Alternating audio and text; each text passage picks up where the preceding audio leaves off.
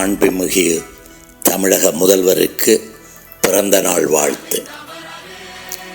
1000 பிறைகள் காணட்டும், இவர் போல் யாரென்று இந்தியா போற்றட்டும். எல்லா பெண்களுக்குமே அவர்களின் எதிர்பார்ப்புக்கு ஏற்ற கணவன் அமைவதில்லை. வாய்த்த கணவனோடு வாழ்ந்து வரலாறு படைத்த பெண்களே நமது நாட்டில் அதிகம்.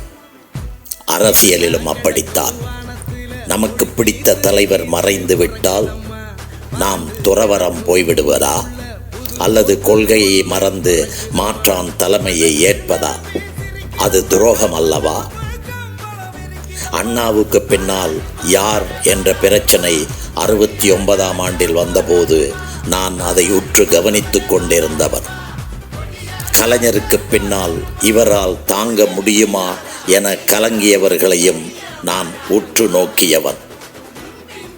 வெளிச்சம் வந்ததால் இருள் விலகியதா, இருள் விலகியதால் வெளிச்சம் வந்ததா? இது தேவையற்ற வாதம்.